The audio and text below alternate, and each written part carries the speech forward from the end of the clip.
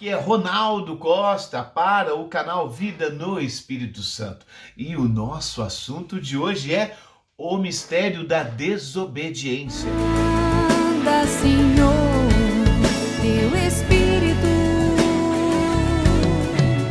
edifica a minha vida, Espírito Santo.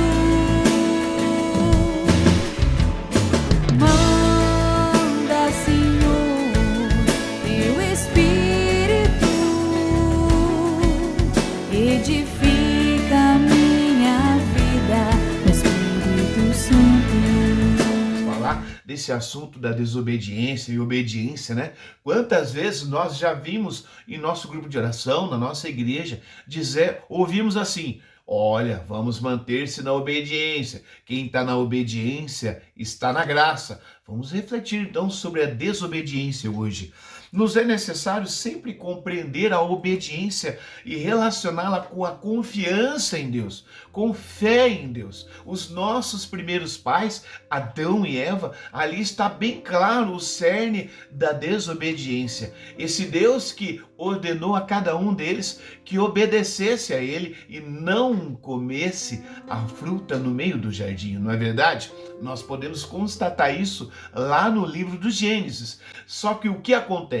A serpente seduziu e enganou eles, colocou uma dúvida no coração deles. O quê? Esse Deus falou que se vocês comerem, vocês iriam morrer? Não, não é nada disso não. Se vocês comerem, vocês vão conhecer o bem e o mal, vocês vão ser como deuses. E eles ali pensaram: nossa, será que é isso mesmo? Duvidaram em seus corações. E nessa dúvida foram perdendo a fé em Deus. E por fim acontece o quê? A desobediência. Conosco acontece a mesma coisa, irmãos. Na nossa inteligência, os nossos sentidos, a nossa imaginação também vai acontecendo, por sedução de Satanás, uma dúvida a respeito de Deus. E se nós não tivermos uma luz do Espírito Santo, iremos encaminhando da dúvida para a aceitação da tentação e, por fim, no pecado. E aí, quando a gente vai perceber, a nossa vontade ficou subjugada ao inimigo de Deus. Olha só o que São João Paulo II vem nos dizer. Esta desobediência significa sempre um voltar as costas para Deus, num fechar-se da liberdade humana em relação a Deus. Significa também a abertura desta liberdade, da consciência, da vontade humanas para aquele que é o pai da mentira. Nós vamos perceber essa frase lá em Dominus et Vivificantem, parágrafo 37. Irmão, São João Paulo está dizendo que a nossa vontade, a nossa liberdade vai ficando condicionada e nas mãos de Satanás. Tudo porque não alimentamos a nossa fé em Deus e isso vai se resultando numa desobediência a Deus. Nós vamos ficando fechados ao mundo sobrenatural que Deus nos chama pelo nome do Senhor Jesus. O Senhor Jesus, ao morrer por nós, ele possibilita o perdão dos pecados e aí então, sem pecado, o ser humano pode então ter essa comunhão com Deus que não se relaciona com o pecado.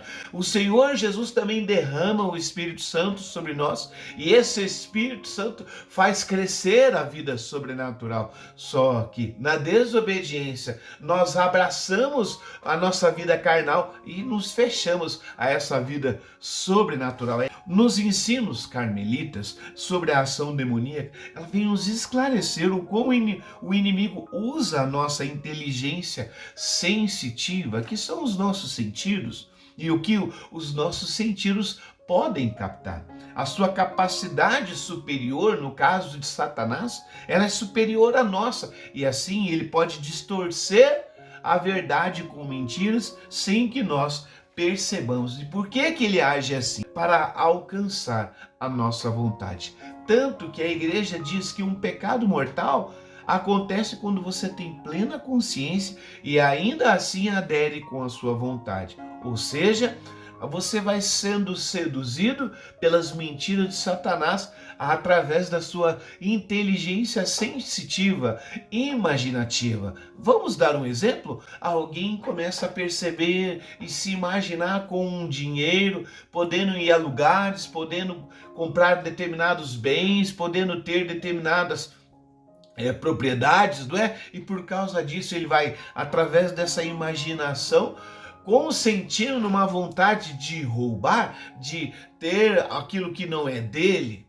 Olha só onde é que o inimigo vem. Ele vem através da sua inteligência. Olha, você já imaginou com esse carro? Olha, você já imaginou viajar para tal lugar? Olha, você já imaginou? Então por que não roubar, não é verdade? É para algum bem maior.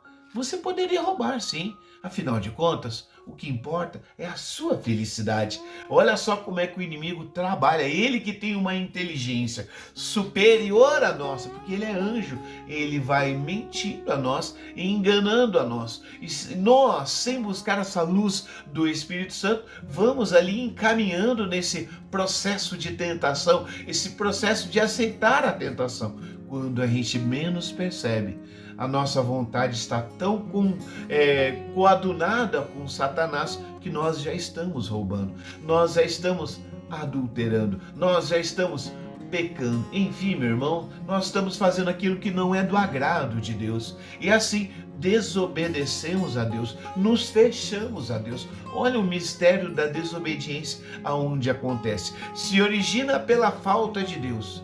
Se origina pela falta de confiança em Deus e falta de fé em Deus. Vai se encaminhando num mundo sensitivo da nossa inteligência, que vai captando só aquilo que o inimigo sugere a nós. E por fim, desobedecemos através da nossa vontade. São João Paulo II ainda vem nos acrescentar: o espírito das trevas é capaz de mostrar Deus como inimigo da própria criatura, como inimigo do homem, como fonte de perigo e de ameaça ao homem. Deste modo, enxertado na psicologia do homem, o germe da oposição relativa a Deus.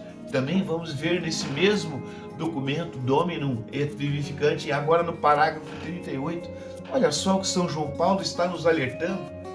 Quantas vezes nós conversamos com as pessoas que ficam assim, quando você fala de Deus, desconfiados, percebendo que Deus é inimigo de nós, ateus, que vão assim até mesmo argumentando de forma assim filosófica contra Deus.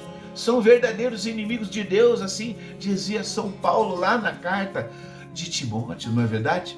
Assim nós vamos vivendo num mundo aonde o pecado, aonde as seduções e tentações de Satanás já dominou de tal forma a psique do homem que o torna inimigo de Deus. E quando alguém tenta conversar sobre Deus com essas pessoas ficam reticentes, ficam temerárias, porque já estão com a sua psique de tal forma envolvida pelas mentiras de Satanás que Deus agora se tornou o seu inimigo. É por isso um alerta a cada um de nós que queremos viver no Espírito Santo.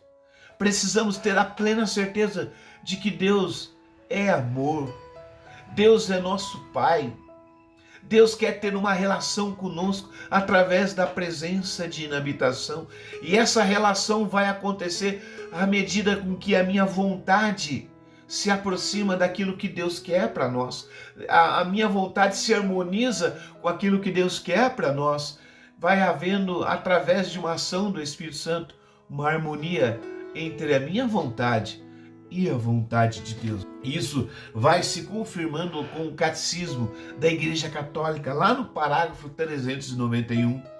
Por detrás da desobediência dos nossos pais, há uma voz sedutora oposta a Deus, a qual por inveja os faz cair na morte.